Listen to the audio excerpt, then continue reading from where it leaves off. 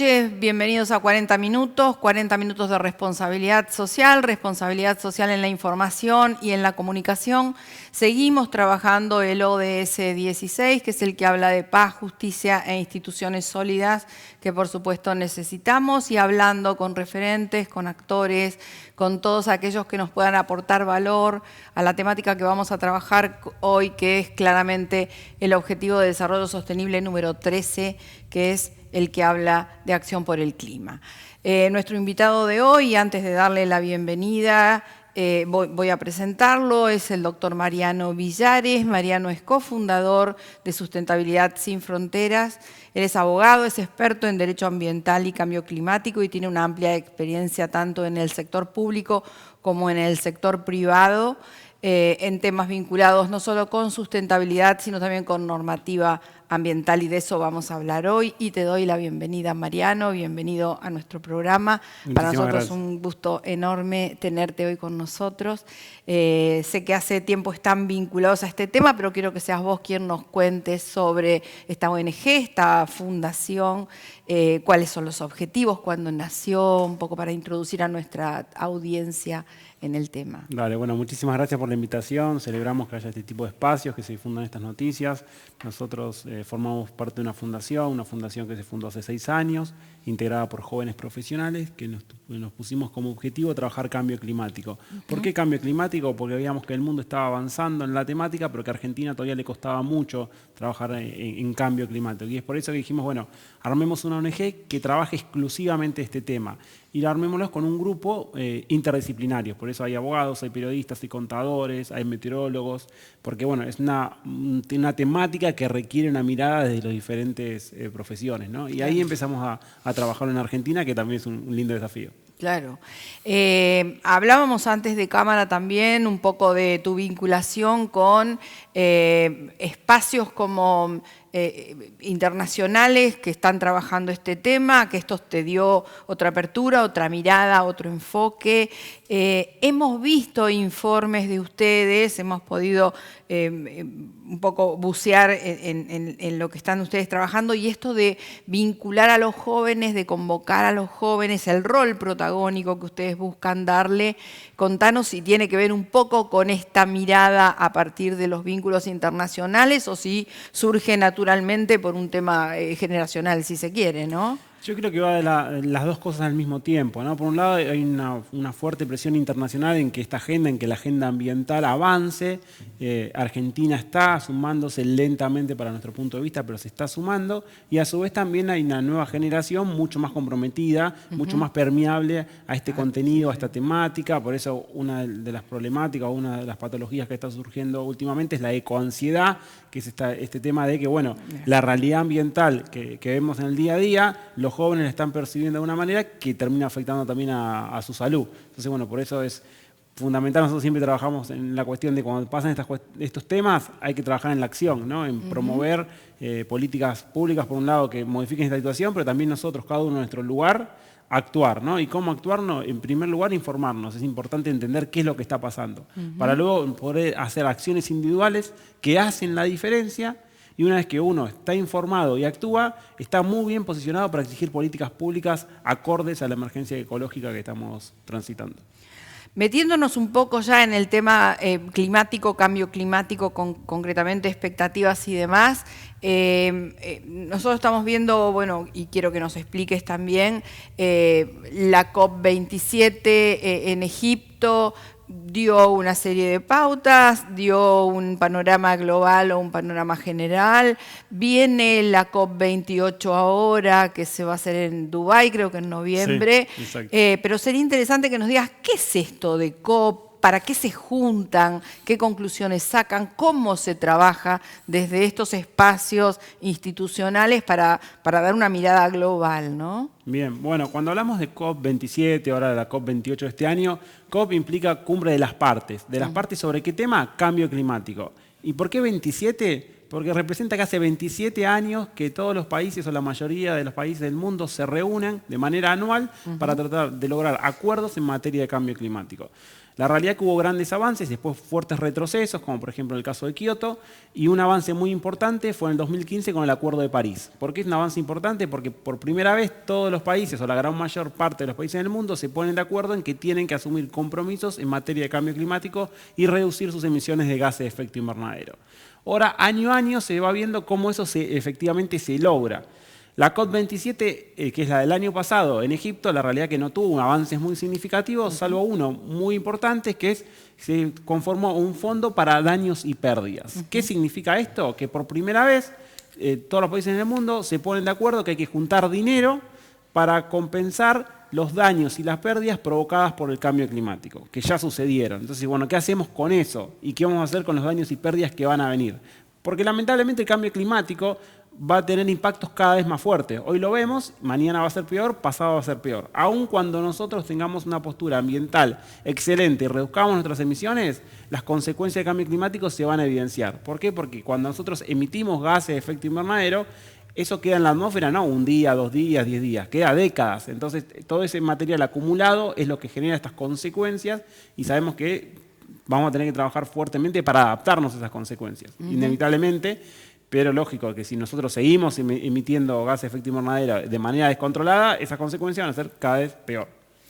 Y mencionaste como gran avance esto que se llama vulgarmente el Fondo Verde, ¿no? Sí. Ahora, este Fondo Verde, primero preguntarte si está o no está funcionando y qué grado de avance tiene. Y segundo, básicamente saber si es un esquema compensatorio por daño causado o es un esquema, digamos, para adelante en términos de aplicación de tecnología para que los gases de efecto invernadero se vayan mitigando o eventualmente algún país que tenga la loca pretensión del carbono neutral, que es un tema que también conversamos, porque se nos demoró un poquito el programa. Así que estuvimos charlando mucho con Mariano. ¿Qué mirada hay que darle a este Fondo Verde o precisamente de qué forma están disparándolo presupuestariamente, ¿no? Bueno, son varios temas. Por un lado, entender que la creación de estos fondos y estos acuerdos internacionales en general son lentos o por lo menos no van a la velocidad que uno quisiera que avance. Por un lado tenemos este fondo de pérdidas y daños que es nuevo y por otro lado tenemos el Fondo Verde que es anterior, que ya tenía que estar conformado desde el 2020 y todavía no se juntó el dinero necesario para que esté 100% conformado. ¿Cuánto dinero? 100.000 millones de dólares. Si uno no está tan familiarizado con los números, le puede parecer mucho o poco. La realidad es que es muy poco para la temática que tenemos que trabajar. Y para poner un número de contexto, solo Rusia en 100 días de guerra gastó ese dinero. Entonces, si un solo país en 100 días puede juntar ese dinero, realmente a nivel mundial no es una cifra que mueva la aguja, ¿no? De hecho, bueno, hay algunos estudiosos, especialistas, filósofos como Yuval Harari que dice que con el 3% del PBI a nivel internacional se podrían resolver las cuestiones del cambio climático, las principales cuestiones. Entonces, el dinero en el mundo está, por eso no es un problema económico, no es un problema ambiental, es un problema político, es una decisión política de trabajar en el tema.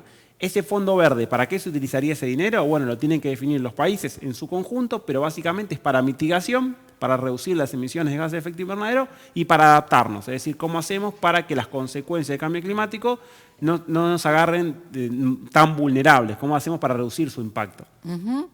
Vos sabés que yo en febrero estuve participando como oyente, ¿no?, en una conferencia sobre ambiente, sustentabilidad que estaba promoviendo la Universidad Tor Vergata de Roma. Muy interesantes todos los planteos, digamos, muy motivadores también, pero lo que me quedó como mensaje fue que hay todavía mucha insuficiencia en la asignación de recursos, un poco el planteo que vos estabas haciendo, y después me quedó como una sensación de como mucho egoísmo en relación a la mirada que tienen los países desarrollados sobre los subdesarrollados. Ellos tienen, digamos, mucho activo en desarrollo industrial, en desarrollo productivo y hoy un gran pasivo ambiental. Y nosotros a la inversa tenemos un gran pasivo en desarrollo, en producción y demás y un gran activo en recursos naturales. Y entonces se me presentó la imagen como que seguimos siendo el reservorio de la humanidad, cómo están mirando a América Latina, cómo nos están mirando a nosotros. Y en ese marco, ¿Cómo ves vos la vinculación de Argentina y organizaciones como la tuya con el resto de América Latina para trabajar estos temas? Bueno, en principio es importante destacar que hay un principio a nivel internacional que está dentro de estos acuerdos, que es el principio de las responsabilidades comunes pero diferenciadas. Esto es decir, todos los países son responsables del cambio climático, pero no todos tienen la misma responsabilidad. Si hoy sacamos una foto de la situación, China y Estados Unidos generan más del 50%, no, perdón, más del 60% de las emisiones de gases de efecto invernadero. Entonces es muy marcada la diferencia. Argentina genera menos del 1%. Puede ser mucho, puede ser poco, depende en qué contexto, pero está claro que es muy diferente a la responsabilidad que tiene Estados Unidos y China. Los países contaminantes por naturaleza. Exactamente. O que ya lo hicieron. Y además acumulado, porque Estados Unidos, si bien hoy no es el que más emite, lo es China, en el acumulado es Estados Unidos, por esto que les comentaba, de que lo que emite hoy no se va mañana ni pasado, sino que queda en la atmósfera permanece por décadas. afectado. En ese contexto, decís, bueno, ¿qué es lo que se reclama? Financiamiento. Argentina, América Latina, tanto como África también piden, bueno, podemos transicionar, podemos cambiar nuestra matriz energética, podemos cambiar nuestra forma de producir, pero necesitamos financiamiento para hacer ese cambio, porque nosotros estamos sufriendo las consecuencias del cambio climático, Argentina, la sequía hoy, por ejemplo, sin ser los máximos responsables de esta cuestión. Y ahí es donde se traba la cuestión, y ahí es donde, bueno, el financiamiento no llega, o es poco, o cuando llega, ya llega tarde. Entonces, ese es uno de los grandes debates que hay en las cumbres internacionales todos los años. Después también, eso es como para decir, bueno, miremos para afuera, reclamemos lo que nos corresponde, y nosotros como fundación estamos totalmente de acuerdo. Ahora, internamente también eso no tiene que servir como excusa para decir, bueno, no hacemos nada hasta que no llegue el financiamiento, y a su vez también para mandar un mensaje claro a nivel internacional. Si nosotros decimos que falta financiamiento y que nuestra agenda va a ser, por ejemplo, la carbono neutralidad al 2050 y que vamos a hacer una reducción de los combustibles fósiles, pero después nos damos vuelta y en el Congreso impulsamos una ley para promover los hidrocarburos durante 20 años, eso es contradictorio y en el mundo eso se ve. Entonces pasa a veces con la política local, es que nosotros anunciamos o hacemos grandes anuncios a nivel internacional, pero después en la diaria, en la política local, tomamos un rumbo totalmente distinto a lo que estamos anunciando y eso nos quita credibilidad, nos quita seriedad. Nosotros podemos seguir, por ejemplo, pidiendo canje de deuda por acción climática, pero si no estamos haciendo nada de acción climática y seguimos promoviendo todo lo contrario, y esa propuesta pierde seriedad. Sí, fundamentación sobre todo. Estaba leyendo también que en julio de este año, digamos, se planteó, se definió, se presentó un plan nacional de transición energética. Exacto. Y vi también que, digamos, ustedes como referentes en la temática han sido críticos. A mí me gustaría que puedas contarnos en lineamientos generales en qué consiste este plan Transición Energética 2030 y cuáles son las falencias groseras que ustedes están viendo, ¿no? Bueno, en primer lugar, el cambio climático se produce por las emisiones de gases de efecto invernadero. Si uno ve el inventario de gases de efecto invernadero de Argentina, es decir, por dónde se va la mayor cantidad de emisiones de gases de efecto invernadero en Argentina, en la foto un 51% se va en energía. Entonces, es clave trabajar en energía, ver cómo podemos reducir esas emisiones. Para eso necesitamos tener una estrategia y un plan. Nosotros veníamos reclamando que Argentina no tenía un plan de transición energética, un plan donde se indique cómo vas a reducir esas emisiones. Finalmente se presentó hace 2 semanas. Nosotros celebramos tener un plan, porque ya sea bueno o malo, por lo menos ya podés discutir sobre una base. Si no tenés nada, no se puede discutir. Es difícil, claro.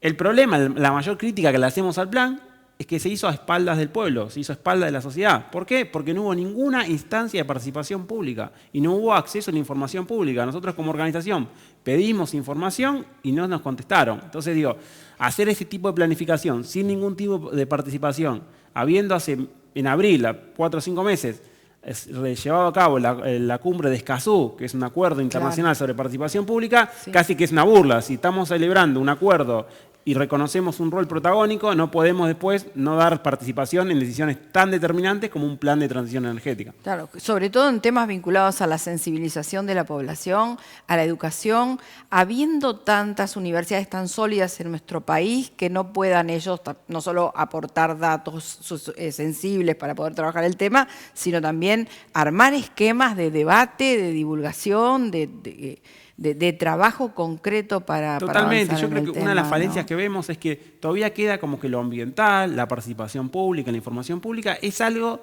o una obligación del Ministerio de Ambiente. Claro. Y el resto de los ministerios no. Claro. Y bueno, y la realidad que las principales decisiones que afectan al ambiente no se toman en el Ministerio de Ambiente, se la toman en el Ministerio de Economía, donde está producción, donde está agro, Claro. y ahí es donde nos cuesta mucho entrar, participar, dar nuestra opinión. No se generan esos espacios. Y aportar información sobre Totalmente. todo que ustedes tienen muy sensible. Yo estuve viendo que ustedes han promovido una ley marco del cambio climático en América Latina y estuvieron trabajando en el tema a grandes rasgos también y con la complejidad de los pocos tiempos que tiene un espacio televisivo, pero contanos un poco cuál es la propuesta o la mirada que tienen sobre eso. Nosotros hicimos un informe donde analizamos a América Latina cómo viene en materia de legislación climática. Bien. De los 35 países, solo 7 tienen una ley de cambio climático, una ley marco de cambio climático. Argentina es una. Celebramos que eso suceda. Lo que sí pedimos, o lo que trabajamos a nivel regional, es lograr que toda la región, o la mayor cantidad de países de la región, tengan esa legislación. ¿Por qué? Porque la ley te ordena, te marca cuál es la política climática a seguir, te marca un rumbo, te da mayor estabilidad, permite que ante determinados cambios de gobierno, como puede ser Donald Trump en Estados Unidos, no se cambie tanto la agenda y Obama tenía un camino muy claro, Donald Trump va a otro totalmente distinto. La ley te protege. Es un paraguas, digamos, de una forma, tampoco te garantiza todo, porque Brasil tiene su ley de cambio climático, igualmente Bolsonaro hizo muchos cambios, pero bueno, es una herramienta necesaria, útil, que te fortalece. Eso por un lado. Entonces nosotros pedimos que el resto de los países de la región cuenten con esa norma. Y a su vez, los que ya la tienen, no significa que tienen que relajar, porque la verdad que lo que planteamos en el informe es que todavía la ley en muchos casos es débil. En el caso de Argentina, por ejemplo, no fija plazos concretos. No dice, bueno, cuándo tenemos que avanzar con determinadas medidas y fundamentalmente no dice cómo vamos a financiar el cumplimiento de los objetivos de esa ley. Y si una ley no tiene la fuente de financiamiento, es una ley que queda débil, que después no se puede ejecutar, no se puede aplicar. El Ministerio de Ambiente ni siquiera tiene financiamiento para llevarla a cabo. Entonces, por eso somos críticos en la ley de cambio climático de Argentina. Celebramos que esté, pero hay que mejorarla. Y vinculado un poco eso con el acuerdo de Escazú y con el trabajo concreto de ustedes de aportar ingredientes para la defensa de la temática del cambio climático y bueno, y estas normativas que estuvimos repasando, ¿cómo estamos? ¿Qué llevamos por ahí a la COP28 como país hoy, no? Como país a la COP28 llevamos el reclamo de financiamiento, eso está como muy claro, avanzar en daños y pérdidas, porque Argentina también sufre las consecuencias del cambio climático de manera muy significativa, así que esa va a ser la agenda marcada de nuestro gobierno, también teniendo la particularidad, como nos pasó en el 2015, que la COP de cambio climático dura 2 semanas, una semana va a estar un gobierno, la segunda semana va a estar otro gobierno. Va a ser el cambio de gobierno durante la COP, en noviembre. Entonces, eso debilita mucho. Obvio, el posicionamiento, porque ojalá son modelos distintos. Lleguemos con un ministerio, ojalá que siga siendo ministerio en primer lugar, y ojalá que lleguemos con un ministro o una ministra de Ambiente ya claro, como para que por lo menos en ese momento continuidad de gestión de un se proyecto sepa y pueda trabajar. Sí. En el 2015 eso no sucedió, entonces esperemos que este año sí. Claro, es un quiebre fenomenal.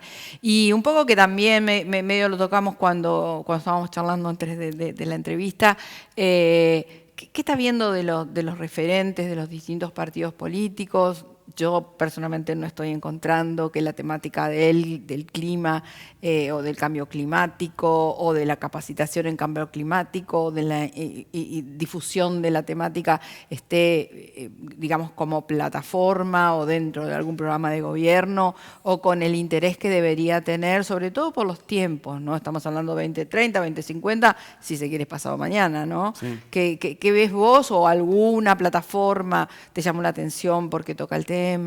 Contame. Mira, para tratar de simplificarlo, vemos por un lado, hay un negacionista del cambio climático, que es muy marcado, tiene una postura totalmente en contra al resto de los partidos en general. Bueno, eso ya ni siquiera es muy difícil hablar, porque si no se reconoce lo que dice el 99% de la ciencia, es muy difícil. Después tenés más partidos de izquierda que trabajan la temática y están más involucrados e impulsan más la agenda. Incluso en el Congreso también son los principales que apoyan una ley de humedales, por ejemplo. Y después tenés un centro en un lugar donde nosotros, dentro de los diferentes partidos, que están los partidos más importantes a nivel de caudal de votos, o por lo menos lo que hoy parece indicar que va a suceder, en donde no vemos nosotros como organización una gran grieta, ¿no? Siempre hablamos de la grieta. Bueno, en tema ambiental no vemos que haya una grieta tan marcada entre estos dos partidos, porque generalmente la agenda ambiental va por el mismo camino. Hay variantes, hay matices, sí, pero en lo macro no vemos tanto cambio, no vemos que si gana un partido esto va a ir por un lado y si gana el otro va a ir marcadamente para el otro. Digamos, porque como viene como una imposición internacional también, el tema es poder manejarlo a nivel local y dar respuestas que necesita. Y también la realidad falta de planificación, al no tener un plan, si bueno, el camino de Argentina va a ser nadie tiene muy en claro cómo va a ser la matriz energética argentina. ¿De qué forma argentina, se construye esa matriz claro? Y no se debate, perdón, y tampoco se habla de esto. Obvio. No es que hay un candidato que, por ejemplo, dice, no, mi matriz energética va a ser esta, o mi matriz va a ser la otra, en cambio climático nuestra postura va a ser esta. Ahí tal vez sí podríamos saber, bueno, hay diferencias, está claro, pero no se habla, no se sabe, entonces es muy difícil poder diferenciar un candidato del otro.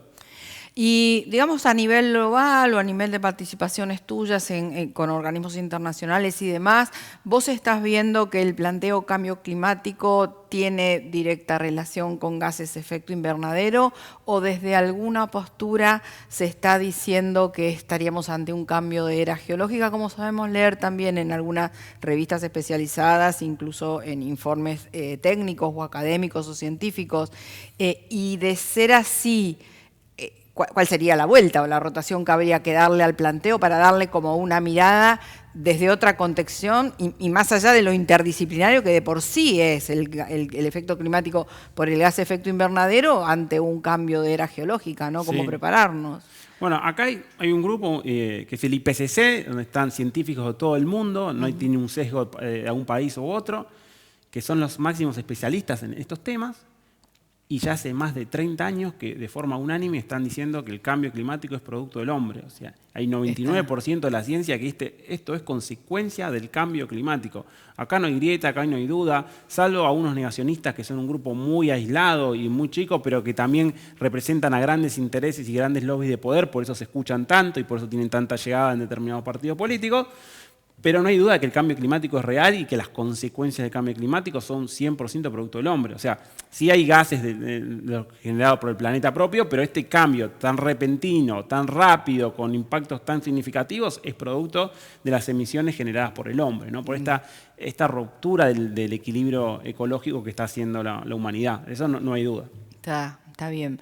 Creo que ya estamos en tiempo. Me gustaría que nos cuentes cómo se comunican con ustedes, cuál es la propuesta de la Fundación para el Público o convocatoria o inserción desde algún lugar, de qué forma los llaman y les consultan y les preguntan o solamente se acercan para participar de las actividades que ustedes desarrollan o para interiorizarse.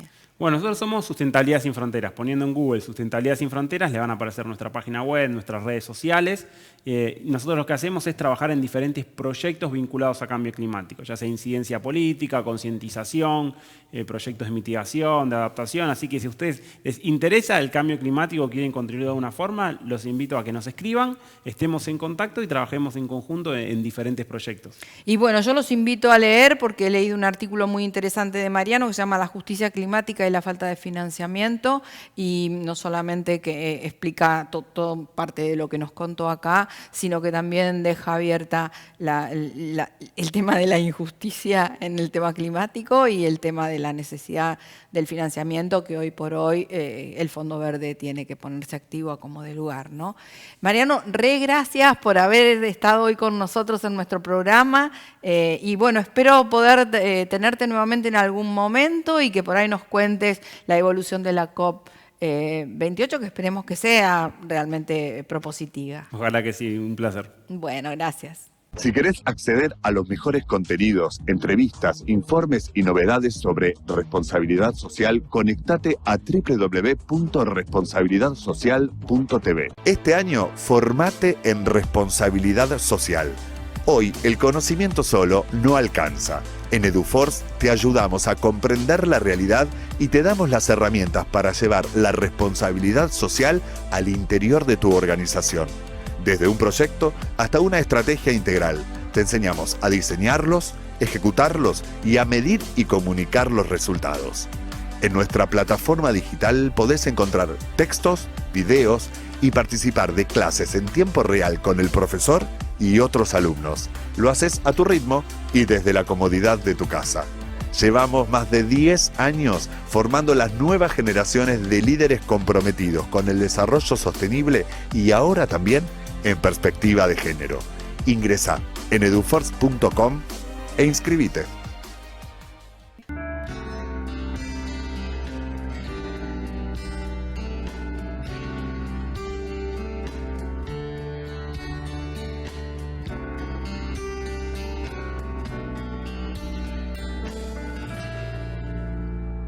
El tiempo fue pasando y nos fuimos conociendo, amabas y sufrías.